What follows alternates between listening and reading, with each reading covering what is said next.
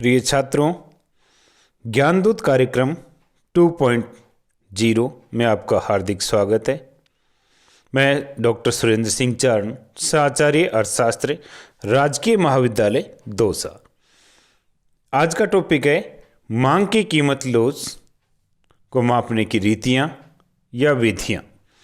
मांग की लोच की मापने की रीतियाँ, जिसे हम यहाँ 3 भागों में बांट रहे हैं: प्रतिशत या अनुपातिक रीति, ज्यामितीय बिंदु रीति, कुल व्यय रीति। पहला, प्रतिशत या अनुपातिक रीति।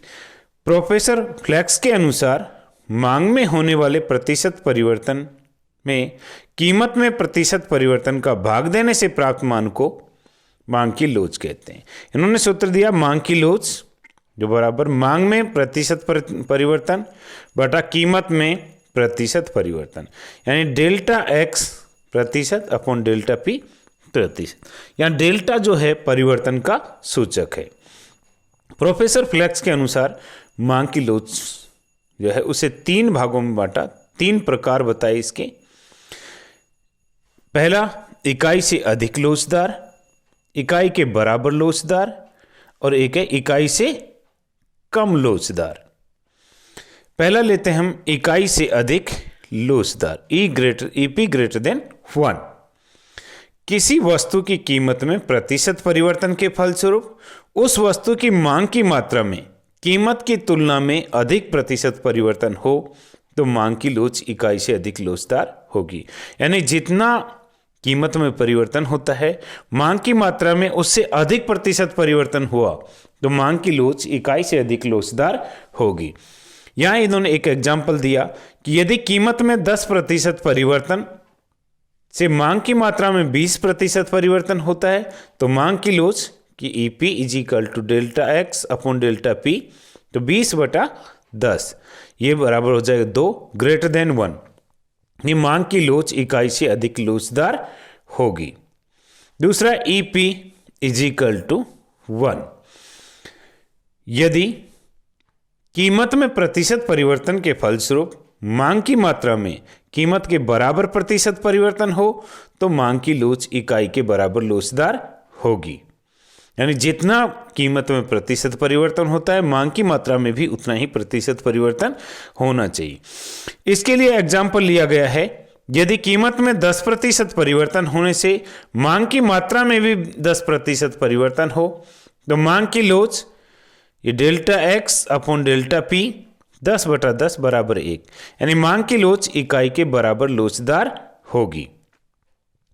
तीसरा लिया है मांग की लोच इकाई से कम लोचदार। यदि किसी वस्तु की कीमत में प्रतिशत परिवर्तन के फलस्वरूप उस वस्तु की मांग की मात्रा में कीमत की तुलना में कम प्रतिशत परिवर्तन हो तो मांग की लोच इकाई से कम लोचदार होगी। यहाँ एक एग्जाम्पल लेते हैं कि यदि मान लीजिए कीमत में 10% परिवर्तन से मांग की मात्रा में 5% परिवर्तन होता है तो मांग की लोच delta X upon delta P यानी 5/10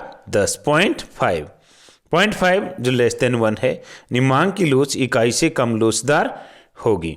तो फ्लेक्स की जो प्रतिशत रीति है जिसके 3 प्रकार बताए, इकाई से अधिक लोचदार, इकाई के बराबर लोचदार और इकाई से कम लोचदार। अब हम देखते हैं दूसरी विधि, मांग की बिंदु लोच। जब कीमत में बहुत कम परिवर्तन हो तब मांग वक्र के किसी बिंदु पर मांग की लोच ज्ञात करने के लिए उस मांग वक्र पर एक स्पर्श रेखा खींची जाती है तथा उस बिंदु के नीचे के हिस्से में ऊपर के हिस्से का भाग देने से प्राप्त मान को मांग की लोच कहते हैं। यानी कोई भी मांग वक्र है उस पर मांग की लोच ज्ञात करने के लिए क्या करेंगे, उस पर एक स्पर्श रेखा खींचेंगे और उसके नीचे के हिस्से में ऊपर के हिस्से का भाग देंगे से प्राप्त मान को मांग की बिंदु लोच कहते हैं। हम 2 तरीके के वक्र पर देखेंगे इसमें, एक तो वक्र रेखीय मांग वक्र पर मांग की बिंदु लोच, दूसरा देखेंगे सरल रेखीय मांग वक्र पर मांग की बिंदु लोच। तो पहला देखते हैं वक्र रेखीय मांग वक्र पर मांग की बिंदु लोच। वक्र रेखीय मांग वक्र जैसे हमारे पास इस तरीके से मांग वक्र दे रखा है, वक्र रेखीय मांग वक्र ये दिया हुआ है। इसके मान लीजिए ए बिंदु पर मांग की लोच ज्ञात करनी है, तो ए बिंदु पर मांग की लोच ज्ञात करने के लिए इस पर एक स्पर्श रेखा खींचेंगे जिसको नाम दे दिया हमने GH दे दें, MN दे दें, कोई सा भी पॉइंट दे सकते हैं। अब यहाँ हमने दिया इसको M और N। यहाँ क्या करेंगे, A बिंदु पर लोच ज्ञात करनी है, तो A बिंदु पर लोच ज्ञात करने के लिए हम क्या करेंगे, AN जो नीचे का हिस्सा है इसमें MN का भाग दे देंगे, तो ये लोच हो जाएगी हमारे पास AN/AM। अब मान लीजिए हमें इसका स्पष्टीकरण देना है, तो स्पष्टीकरण क्या करेंगे हम कि उपयुक्त रेखा चित्र में OX अक्ष पर वस्तु की मांग की मात्रा ली गई है, OY अक्ष पर कीमत ली गई है। DDD हमारे पास क्या है, मांग वक्र है।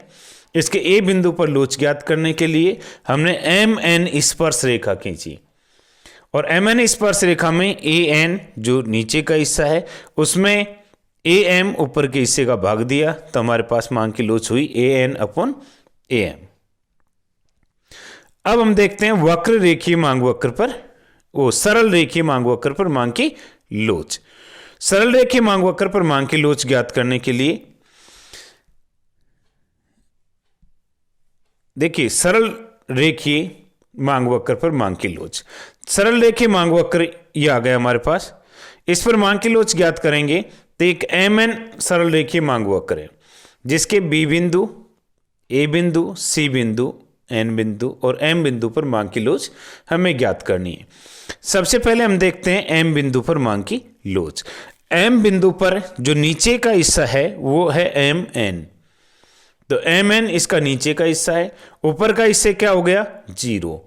तो किसी संख्या में यदि 0 का भाग दिया जाए तो उसका मान होता है अनंत, तो मांग की लोच क्या होगी, पूर्णतः लोचदार होगी। तो M बिंदु पर मांग की लोच है, पूर्णतः लोचदार होगी। दूसरा देखते हैं हम B बिंदु पर मांग की लोच। B बिंदु पर मांग की लोच निकालने के लिए नीचे का हिस्सा हो गया BN, ये हिस्सा, ऊपर का हिस्सा हो गया MB, तो यहाँ BN जो ऊपर नीचे का हिस्सा है उसमें भाग किसका देंगे, MB का। यहाँ देखिए BN जो है नीचे का जो हिस्सा है वो ग्रेटर देन किससे है, हम MB से, यानी जिसमें हम भाग दे रहे हैं वो भाग नीचे वाले जो भाग है जिसका हम भाग दे रहे हैं जिसके अंदर, वो उससे बड़ा है। यानी यहाँ क्या कहेंगे, BN जो नीचे का हिस्सा ग्रेटर देन किससे है, MB से। तो ऐसी स्थिति में मांग की लोच आएगी इकाई से अधिक लोचदार। तीसरा पॉइंट लेते हैं हम A बिंदु। A बिंदु पर मांग की लोच ज्ञात करने के लिए हम क्या करेंगे, नीचे का हिस्सा AN और जिसमें भाग देंगे MA का, तो MA का ये दोनों ही भाग बराबर है, यानी AN बराबर MN दोनों बराबर है, तो मांग की लोच इकाई के बराबर लोचदार होगी। तीसरा पॉइंट लेते हैं हम C बिंदु। C बिंदु पर मांग की लोच ज्ञात करने के लिए CN जो नीचे का हिस्सा है CN, उसमें भाग किसका देंगे, CM का, ऊपर के हिस्से का। अब यहां देखिए CN जो है नीचे वाला जो हिस्सा है लेस देन किससे है, ऊपर वाले जो हिस्से है उससे कम है, यानी ऊपर का जिसमें हम भाग दे रहे हैं वो भाग तो कम है और नीचे का ज्यादा है, तो जो भी मान आए लेकिन 1 से कम होगा, तो मांग की लोच क्या होगी, इकाई से कम लोचदार होगी। और लास्ट पॉइंट इसका है N बिंदु पर मांग की लोच ज्ञात करने के लिए, तो नीचे का हिस्सा क्या आ गया 0, ऊपर का हिस्सा क्या आ गया MN, तो किसी भी 0 में किसी भी संख्या का भाग देंगे तो लोच होगी 0, यानी पूर्णतः बेलोचदार होगी। ये था बिंदु मांग की बिंदु लोच। अब हम लेंगे मार्शल की कुल व्यय रीति। मार्शल की कुल व्यय रीति कि मार्शल ने मांग की लोच को मापने के लिए कीमत में परिवर्तन से पहले और कीमत में परिवर्तन के बाद होने वाले कुल व्यय की तुलना के आधार पर कुल व्यय रीति का प्रतिपादन किया। इस रीति के अनुसार मांग की लोच इकाई से अधिक लोचदार, इकाई के बराबर लोचदार तथा इकाई से कम लोचदार ली गई। पहला हम लेते हैं इसमें मांग की लोच इकाई से अधिक लोचदार। देखिए हम सीधा इससे इस तरीके से भी देख सकते हैं कि इकाई से अधिक EP इज इक्वल टू वो ग्रेटर देन 1। यहां लेंगे EP ग्रेटर देन 1 कि कीमत के बढ़ने, कीमत अगर प्राइस बढ़ती है, कीमत के बढ़ने पर टोटल एक्सपेंडिचर कुल व्यय यदि घटता है, यानी कीमत के बढ़ने पर कुल व्यय घटे और कीमत के घटने पर यदि कुल व्यय बढ़ता है तो मांग की लोच इकाई से अधिक लोचदार होगी। जब कीमत और कुल व्यय के बीच में विपरीत संबंध हो तो मांग की लोच इकाई से अधिक लोचदार होगी। यहां दे रखा किसी वस्तु की कीमत में कमी होने पर उस पर किया गया कुल व्यय बढ़ता है, या कीमत में वृद्धि होने पर उस पर किया गया कुल व्यय की मात्रा घटती है, तो मांग की लोच इकाई से अधिक लोचदार होगी। यहां हम इसमें इकाई इसका रेखा चित्र लेते हैं। रेखा चित्र हम इसका इस तरीके से बनाएंगे, ये जो बना हुआ है कि यहां इस तरीके से जाता हुआ थोड़ा लोचदार, यहां ऊपर का हिस्सा हमारे पास इधर प्रारंभिक कीमत और ये है कीमत में कमी होने पर मात्रा में परिवर्तन ले रहे हैं। तो देखिए यहां जो हमारे पास है, जैसे ये जो हिस्सा है ये तो कीमत में कमी होने पर कुल व्यय में कमी होती है और इस हिस्से के बराबर कुल व्यय में वृद्धि होती है। तो यह हमारे पास क्या होगा, कुल व्यय जो बढ़ जाएगा, यानी कीमत घटी और कुल व्यय बढ़ा। तो हमें इसको अगर स्पष्टीकरण करना है हमें इसका, तो क्या करेंगे, उपयुक्त रेखा चित्र में ओ एक्स अक्ष पर वस्तु की मात्रा ली गई है या वस्तु की मांग ली गई है, ओ वाई अक्ष पर कीमत ली गई है, इस अक्ष पर कीमत है यहां पर।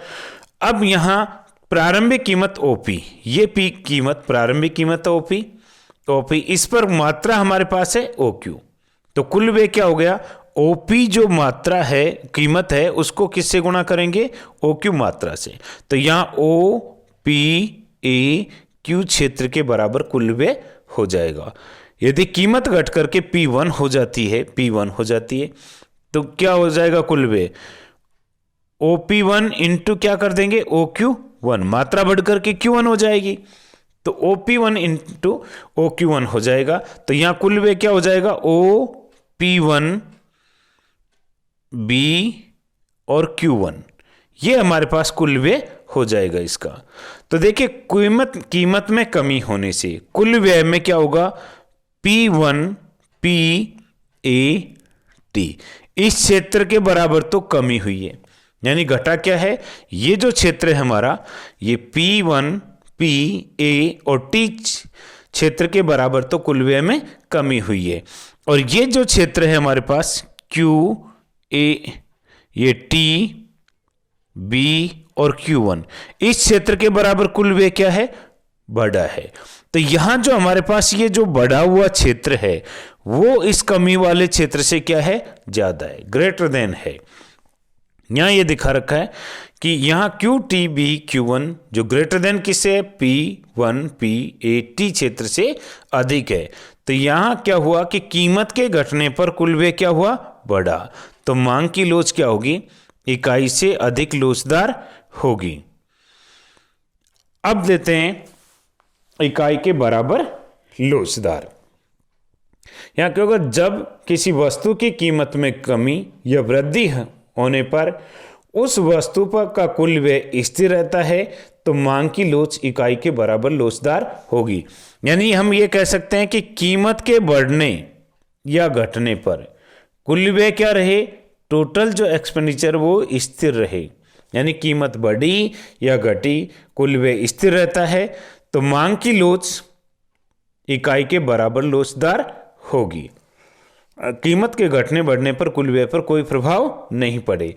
इसके लिए जो हम वक्र बनाएंगे वो बनाते हैं आयताकार हाइपरबोला आकृति का, क्योंकि इस मांग वक्र के प्रत्येक बिंदु पर मांग की लोच इकाई के बराबर लोचदार होती है। तो यहां हमने वही रेखा चित्र बनाया। इसकी प्रारंभिक कीमत क्या है, ओपी, तो प्रारंभिक कीमत क्या है ओपी, मात्रा कितनी है प्रारंभिक OQ, तो कुल व्यय क्या हो गया OPA Q क्षेत्र के बराबर कुल व्यय हो गया। यदि इसकी कीमत घट करके P1 रह जाती है तो कीमत क्या होगी OP1, मात्रा क्या होगी बढ़ करके OQ1, तो कुल व्यय किस क्षेत्र के बराबर होगा हमारे पास, यहां पर OP1 B Q1 क्षेत्र के बराबर कुल व्यय होगा। तो यहां कीमत के घटने से कुल व्यय में क्या होगा, P1 P A टी क्षेत्र के बराबर कमी होती है। इस क्षेत्र के बराबर तो ये जो क्षेत्र है हमारा, इस क्षेत्र के बराबर तो कमी होती है। और क्यू टी बी Q1 क्षेत्र के बराबर, इस क्षेत्र के बराबर वृद्धि होती है। यहाँ क्या स्थिति है कि ये क्षेत्र जो हमारे पास P1 PAT क्षेत्र, वो बराबर किसके होता है? QTB Q1 क्षेत्र के बराबर होता है। तो मांग की लोच इकाई के बराबर लोचदार होगी। यानी कमी वाला क्षेत्र, वृद्धि वाले क्षेत्र दोनों बराबर है, तो मांग की लोच इकाई के बराबर लोचदार होगी। अब आगे इसमें देखते हैं हम, मांग की लोच इकाई से कम लोचदार। यहां कि जब किसी वस्तु की कीमत में कमी होने पर कुल व्यय कम होता है तथा कीमत में वृद्धि होने पर कुल व्यय में वृद्धि होती है, तो मांग की लोच इकाई से कम लोचदार होगी। यानी हम ये कह सकते हैं कि कीमत में कमी होने पर कुल व्यय क्या हो? कम हो। कीमत में वृद्धि होने पर कुल व्यय क्या हो? बढ़े। यानी कमी होने पर कम हो और वृद्धि होने पर बढ़े, यानी घटने पर घटे और बढ़ने पर बढ़े, अर्थात इसके कीमत और कुल व्यय के बीच में सीधा संबंध हो, तो मांग की लोच इकाई से कम लोचदार होगी। इसके लिए जो हम वक्र बनाते हैं ये इस तरीके का हो जाएगा। यहां हमारे पास है कि कीमत, प्रारंभिक कीमत हुई OP, मात्रा कितनी है? OQ। तो प्रारंभिक कीमत OP और OQ इसको गुणा करेंगे तो कुल व्यय क्या हो गया? OPAQ क्षेत्र के बराबर कुल व्यय होगा। यदि कीमत घट करके P1 हो जाती है तो कुल व्यय क्या हो जाएगा? OP1B Q1 क्षेत्र के बराबर होगा। तो यहां किसको गुणा किया? OP1 इंटू OQ1 को गुणा करने से हमारे पास कुल व्यय ये क्षेत्र आ गया। अब यहां कीमत में कमी होने से जो कुल व्यय में कमी हुई वो हुई P1 PAT क्षेत्र के बराबर कुल व्यय में कमी हुई। और कुल व्यय कितना बढ़ा? QTB Q1 क्षेत्र, यानी इस क्षेत्र के बराबर कुल व्यय में वृद्धि हुई और इस क्षेत्र के बराबर कुल व्यय में कमी हुई। तो यहां जो कुल व्यय में कमी वाला क्षेत्र है, जो कुल व्यय में वृद्धि वाले क्षेत्र से ज्यादा है। ठीक है, यानी कीमत के घटने पर कुल व्यय में क्या हो गई? कमी होगी। क्यों? कमी वाला क्षेत्र वृद्धि वाले क्षेत्र से ज्यादा है, तो ऐसी स्थिति में कीमत के घटने से कुल व्यय क्या हुआ? घट गया। और जब सीधा संबंध हो कि कीमत में कमी हो और कुल व्यय भी घटे, तो मांग की लोच इकाई से कम लोचदार होगी। इसका हम एक उदाहरण भी ले सकते हैं, संख्यात्मक उदाहरण भी ले सकते हैं। ठीक है, यह संख्यात्मक उदाहरण दे रखा है यहां पर कि मांग की लोच इकाई से अधिक लोचदार, इकाई के बराबर लोचदार और इकाई से कम लोचदार। इसके लिए क्या लेते हैं हम कि यहां पर P, Q और TE कुल व्यय ये लेते हैं। हम यही संख्या ले सकते हैं या दूसरी भी संख्या ले सकते हैं। जैसे हमें इकाई से अधिक लोचदार निकालना है। देखिए यहां पर 2 कीमत, प्रारंभिक कीमत है और मात्रा है 100 इकाई खरीद रहे, तो कुल व्यय कितना हो गया? 200। यदि कीमत बढ़कर के 4 कर दी जाए, अब हमें क्या करना है? यहां पर इकाई से अधिक लोचदार दिखानी है और कीमत के बढ़ने पर कुल व्यय क्या होना चाहिए? घटना चाहिए। अगर यहां हम 50 इकाई रखते, 50 रखें तो 200 आता है, तो यहां कीमत के बढ़ने पर कुल व्यय घटना चाहिए, तो यहां कोई भी इकाई ले सकते हो आप, जैसे 40 ले ली, तो ये क्या हो गया? 160। यानी कीमत के बढ़ने पर कुल व्यय क्या हुआ? घटा। और यदि एक की कीमत घट करके 1 हो जाए तो मात्रा हमारे पास यहां कितनी है? कुल व्यय 200। ठीक है, तो मात्रा कीमत के घटने पर कुल व्यय बढ़े, घटी जो बढ़ी, तो यहां कितने ले ले? 210 ले लो, 220 ले लो, तो ये 210 कुल व्यय बढ़ गया। तो यहां हम ये कह दें कि P, Q और यहां पर TE, तो यहां पर 2, 4 और 1, यहां पर लिया 100 तो ये हो गया 200, यहां पर लिया मान ली 40 तो ये हो गया 160 और यहां लिया 210 तो ये हो गया 210। यानी कीमत के बढ़ने पर कुल व्यय क्या हुआ, घटा, और कीमत के घटने पर कुल व्यय क्या हुआ, बढ़ा। तो मांग की लोच इकाई से अधिक लोचदार होगी, ईपी ग्रेटर देन 1 होगी। दूसरा हम ले रहे हैं कि मांग की लोच इकाई के बराबर लोचदार। देखिए यहां पी, क्यू और टी ये दोनों मान है। कीमत वही ले सकते हैं हम, 2 ले ली एक बार 4 ले ली, एक बार बढ़ाना है, एक बार घटाना है। तो ये प्रारंभिक मात्रा है 100, तो कुल व्यय कितना हो गया, 200 हो गया। ठीक है, यहां अब हमारे पास है कीमत के बढ़ने, यहां लोच कौन सी लेनी, इकाई के बराबर लोचदार। तो अगर हम 50 से गुणा करें तो यहां क्या आ सकता है, 200। तो यहां कीमत अगर हमारे पास 4 है, 50 मात्रा है, दोनों को गुणा किया तो कुल व्यय हो गया 200। और अगर कीमत के घटने पर मात्रा कितनी हो जाए, 200, तो ये भी 200। यानी यहां क्या हुआ, कीमत के बढ़ने या कीमत के घटने से कुल व्यय क्या रहता है हमारे पास, स्थिर रहता है। तो मांग की लोच क्या होगी, इकाई के बराबर होगी, ईपी = 1। मांग की लोच इकाई के बराबर लोचदार होगी। तो ये संख्यात्मक उदाहरण हम आसानी से याद कर सकते हैं कि यहाँ पर 2, 4 और 1, यहाँ पर 100 इकाई ले ली, यहाँ पर 200 हो गए। अगर इसको हम बराबर करना है तो 50 इकाई ले लेंगे। अगर इसको कम करना है तो हमारे पास 50 से कोई नीचे इकाई ले लेंगे। अगर बढ़ाना है तो 50 से कोई ऊपर इकाई ले लेंगे।